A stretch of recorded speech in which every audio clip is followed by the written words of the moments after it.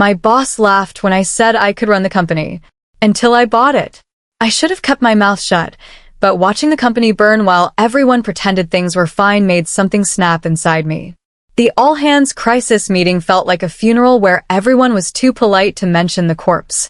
Numbers were falling, vendors were angry, and our CEO kept smiling like we'd just won the lottery. When he opened the floor for solutions, I raised my hand and said the words that changed everything. I could run this company better. The laughter started with him. Loud, mocking, the kind that invites everyone else to join. They did. My face burned hot, but I kept my voice steady. He reached over and actually cut my microphone, then looked straight at me.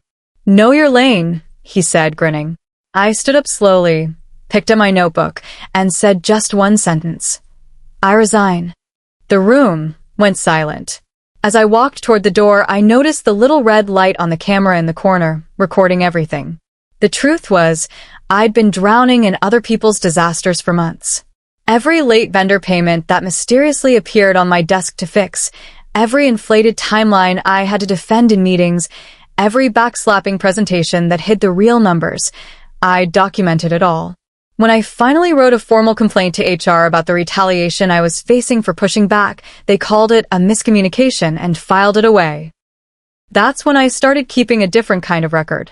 Every directive came with an email confirmation. Every deliverable got timestamped. Every outcome was measured and saved. I only recorded what I was authorized to see, nothing shady, just the truth in black and white. The paper trail grew cleaner every day, while the company's problems got messier. If you're enjoying this story so far, please take a moment to like this story, and also hit the subscribe button to get notified of our new series. Then, 3 days after my walkout, I got an email from someone on the board asking for a copy of the town hall recording. I spent the weekend writing my formal resignation letter. 2 pages of transition notes, offers to help with handover, a professional 2-week notice period. Everything by the book. I wasn't going to give anyone ammunition to say I'd burned bridges or acted unprofessionally. Monday morning, I hit send. The CEO's response came back in under an hour. "Don't need 2 weeks. Good luck." Just like that, with a smirking tone I could feel through the screen. I smiled as I archived the email in 3 different places. Being dismissed early wasn't an insult, it was freedom.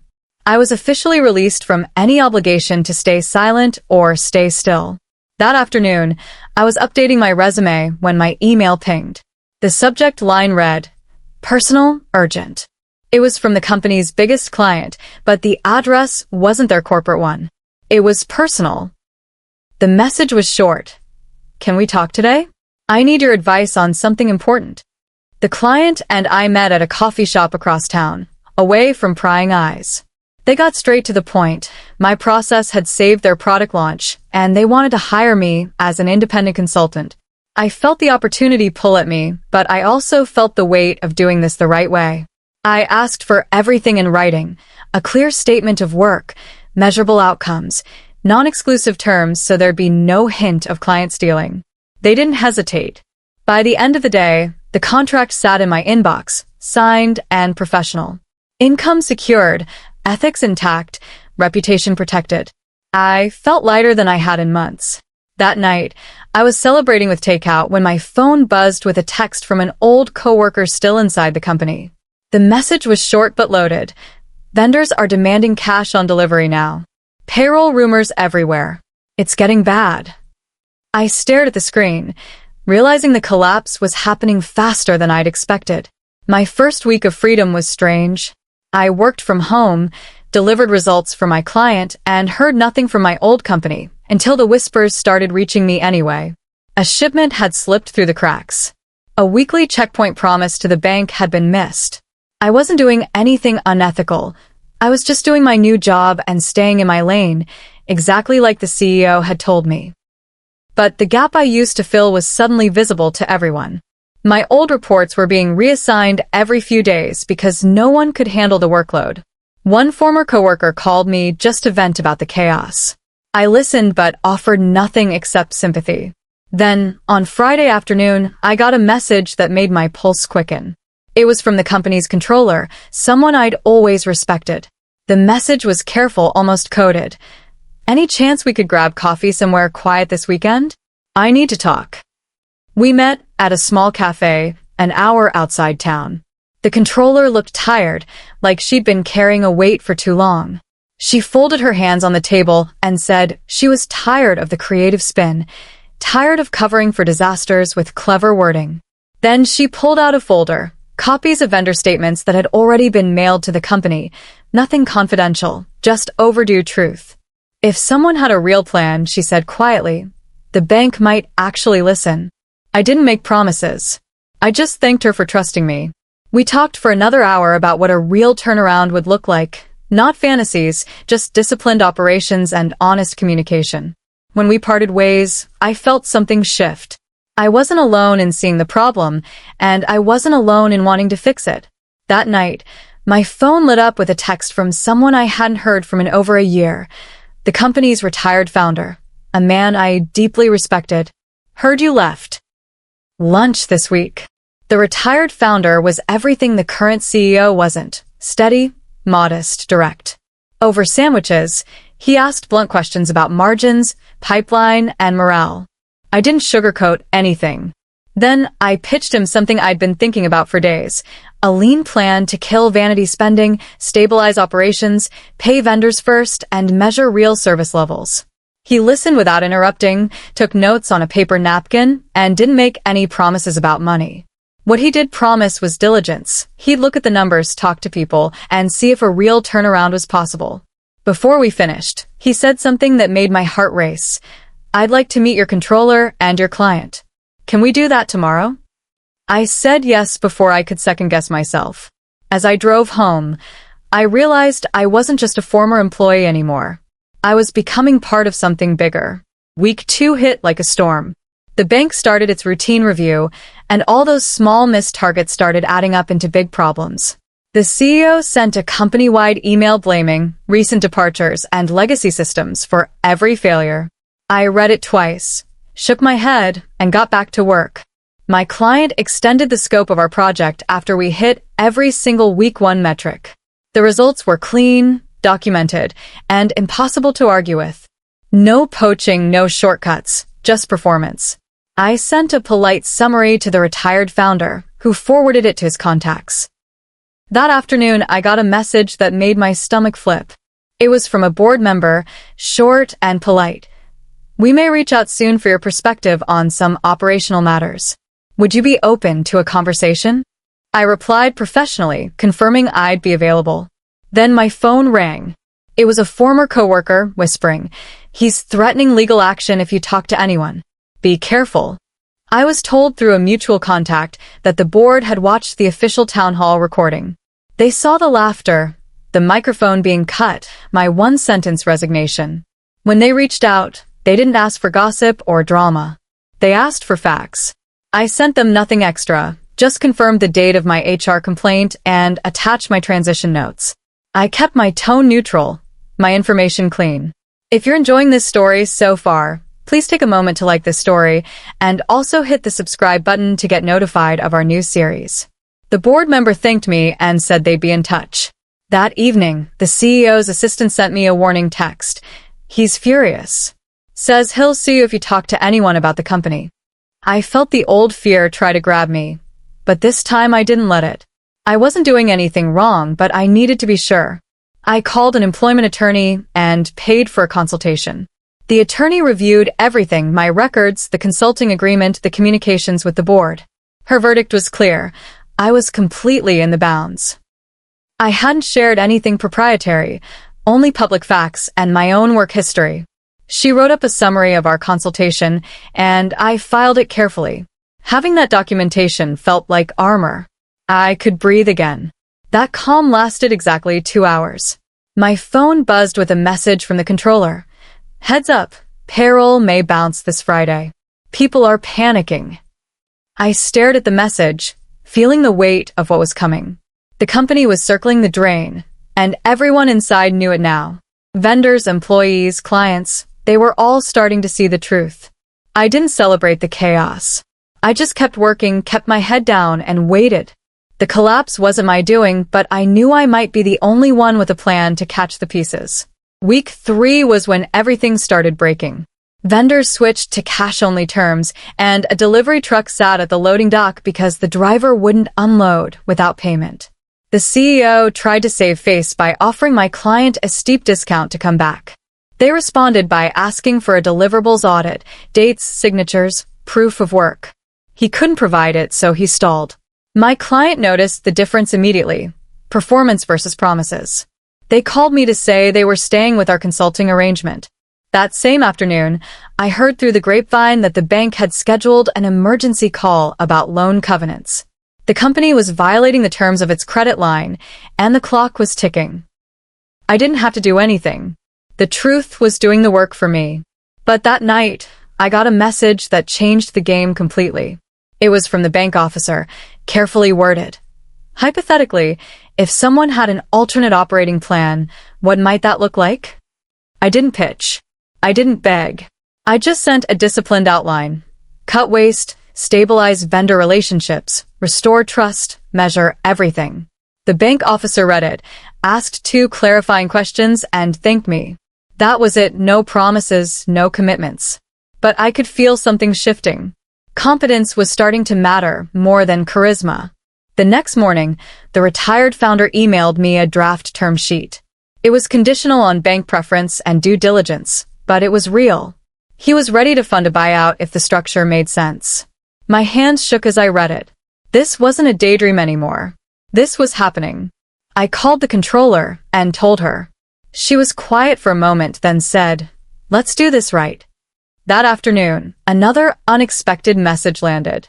It was from a former CFO who'd left months earlier. The subject line, "You should see this." The ex-CFO didn't have any inside secrets. He didn't need them. He sent me publicly filed liens and vendor notices, all available through county records. They matched exactly what the controller had shown me. Independent corroboration from someone with no agenda except the truth. I thanked him and filed everything carefully. That evening, the CEO sent a mass email to all staff and clients claiming a transformative partnership was about to be announced. No names, no details, just vague promises and hype. I read it and felt nothing but pity. He was flailing, throwing smoke bombs to buy time. But time was the one thing he didn't have. The bank wasn't interested in vision anymore. They wanted cash flow, vendor payments, and real answers. The clients weren't interested in promises. They wanted results. And the board wasn't interested in charisma. They wanted accountability. The transformative partnership never materialized. By the end of the week, it was clear. He'd made it up. Week 4 brought the final cracks. A key client froze all new orders until they received operational reassurance. The company was bleeding credibility. Meanwhile, my client sent an unsolicited letter to the bank outlining the results of our consulting work and their willingness to expand the relationship, non-exclusive, ethical, transparent. I packaged that letter with my operating plan's service level metrics and sent it to the bank. They could see it now, volume tied to performance, not loyalty or personality. 2 days later, the bank sent a formal invitation. They were opening the process to proposals for a change in control. The company was officially for sale, whether the CEO liked it or not. I called the retired founder and the controller. We had 72 hours to put together a clean, fundable plan. No theatrics, no hype, just math, discipline, and respect. We worked through the night. And when we walked into that bank conference room, we were ready. Our presentation was simple. Conservative budget, vendor prepayments, profit sharing restored after stabilization. No executive luxuries. The controller and I both committed to personal salary caps until cash flow normalized. The retired founder pledged patient capital with reasonable terms. The bank officers asked tough questions, and we answered everyone with data. Then the door opened. The CEO stormed in with a glossy slide deck and a so-called celebrity advisor who looked like he'd been hired that morning. If you're enjoying this story so far, please take a moment to like this story and also hit the subscribe button to get notified of our new series. He launched into a speech about vision, transformation, and market disruption. The bank listened politely, then asked a simple question. Can you provide a week-by-week working capital forecast? He fumbled. He deflected. He couldn't answer. Then the board's legal counsel asked about the town hall incident and my ignored HR complaint. The room went cold. The CEO's voice got louder, more desperate. He talked about his years of service, his relationships, his vision. But the numbers didn't lie, and the bank had seen enough. Then he made his final play. He threatened to sue if any sale proceeded without him. The room went quiet. My attorney had prepared me for this. She sent a brief, professional note to the bank's counsel. Any attempt to block legitimate proposals by targeting individuals could be construed as retaliation, and there was documented history to support that claim. I didn't say a word. I didn't need to.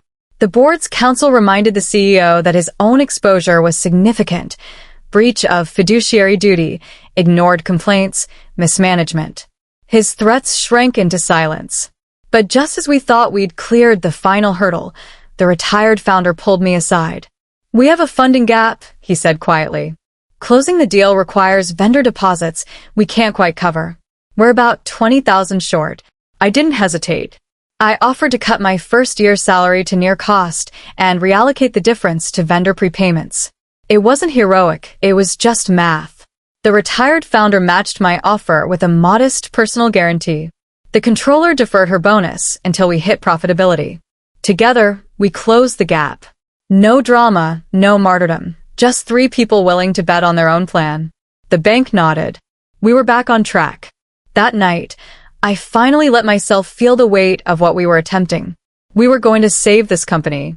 But the next morning, reality hit again. An email from the landlord landed in my inbox with a red exclamation mark. Lockout notice effective Monday unless rent arrears were addressed immediately. We were 3 days from closing and we were about to lose the building. I checked the time. 6 a.m. I grabbed my folder and drove straight to the landlord's office. I waited in my car until I saw the lights turn on. Then I walked in before official business hours and asked for 5 minutes. The landlord was skeptical but fair. I showed them the bank's tentative support letter and our vendor prepayment plan. I didn't make grand promises. I just offered a structured catch-up plan, 2 months of payments with automatic transfers starting the day we closed. The landlord studied the documents, asked a few questions, and finally nodded. "I'll hold off on the lockout," they said. "But I need this in writing by end of day." I drafted the agreement in their waiting room and got it signed before lunch. Crisis averted. But when I got back to my car, there was a new email from the bank. Closing was scheduled for Friday, if we secured consent letters from 3 key vendors by Thursday. I had less than 48 hours to earn back trust one hadn't broken. I started calling. Not the vendors the CEO had burned, the ones I'd always treated with respect, the ones I'd communicated with honestly even when the news was bad. I explained the plan, sent the bank's draft agreement, and didn't promise miracles. I promised dates and transparency. The first vendor said yes within an hour. The second took until evening but came through. The third called me back at 10 p.m. and said, "I trust you. Send me the letter." By Thursday afternoon, all 3 consent letters were in the bank's hands. Trust had converted to paper. I exhaled for the first time in days. Then my phone buzzed with an alert, a company-wide email from the CEO. The subject line: sabotage and theft.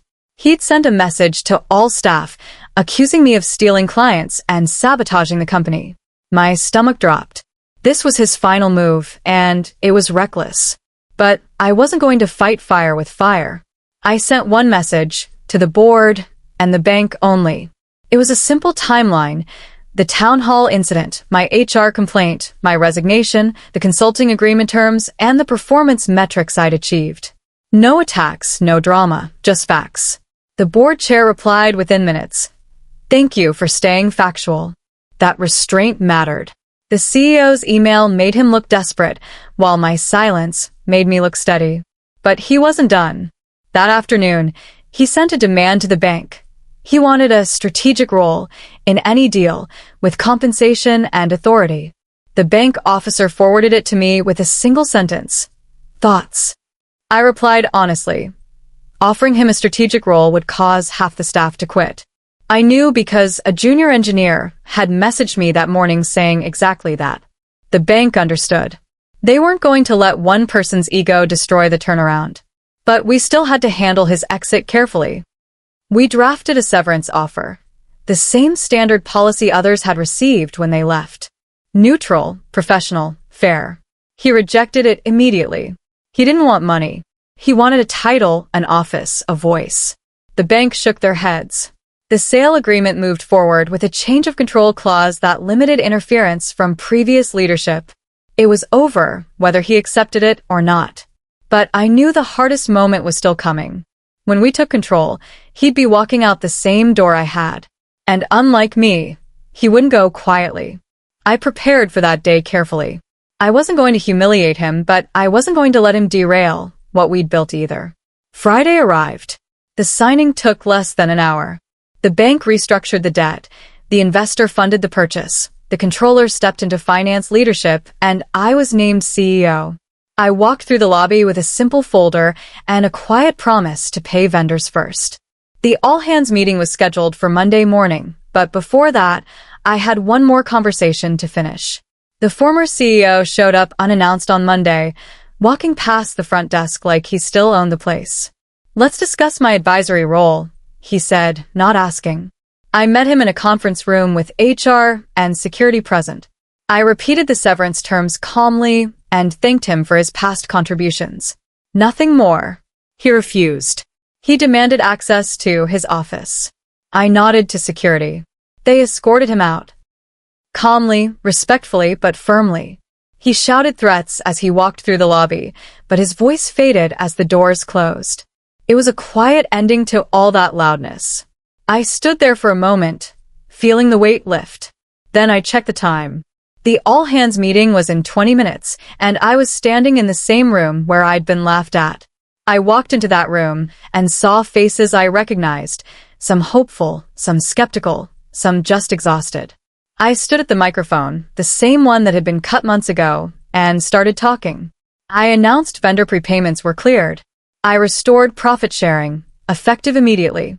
I outlined a simple scoreboard everyone could see, real metrics, honest goals, no spin. The room stayed quiet, like they didn't know if they were allowed to hope yet. Then someone in the back started clapping. Slowly, others joined. The applause built, unsure at first, then unstoppable. I thanked the people who'd stayed. I named the warehouse crew first, the people who kept things moving when everything else was falling apart. I ended with a promise. We're going to win the right way. When I stepped off that stage, people shook my hand. Some had tears in their eyes. I felt something I hadn't felt in months, pride. That afternoon, I sat alone in my new office, nothing fancy, just a desk and a window. I pulled out the folder I'd carried since the day I resigned. Inside was my original resignation letter, the one I'd written with shaking hands. I read it once, remembering the fear and anger I'd felt. Then I walked it to the shred bin and watched it disappear. That version of me, the one who'd been humiliated and silenced, was gone. I wasn't erasing the past. I was honoring how far I'd come. Then I opened my notebook to the first blank page and wrote 2 words. Day 1. There was so much work ahead, vendors to rebuild trust with, clients to serve, employees to lead. But for the first time in a long time, I wasn't fixing someone else's mess. I was building something new. I looked out the window at the parking lot, the trucks loading, the people moving with purpose. This company had almost died, but we'd brought it back. The first month as owner was harder than I'd expected. Every day brought a new fire to put out, a new doubt to silence. But every week, the numbers improved. Vendors started calling with thank yous instead of threats. Client renewed contract. Employees stopped looking over their shoulders. The retired founder checked in weekly, offering advice, but never interfering. The controller became the backbone of our operations, turning chaos into order, one spreadsheet at a time. And me? I learned that leadership wasn't about being the loudest voice in the room. It was about being the most reliable. 6 months in, we hit profitability. We threw a small party, nothing fancy, just pizza and honest gratitude. Someone asked me how it felt to go from being laughed at to owning the place. I thought about that town hall meeting, the red recording light, the sound of mocking laughter. Then I thought about today. The scoreboards, the rebuilt trust, the quiet respect. It feels like justice, I said. And it did.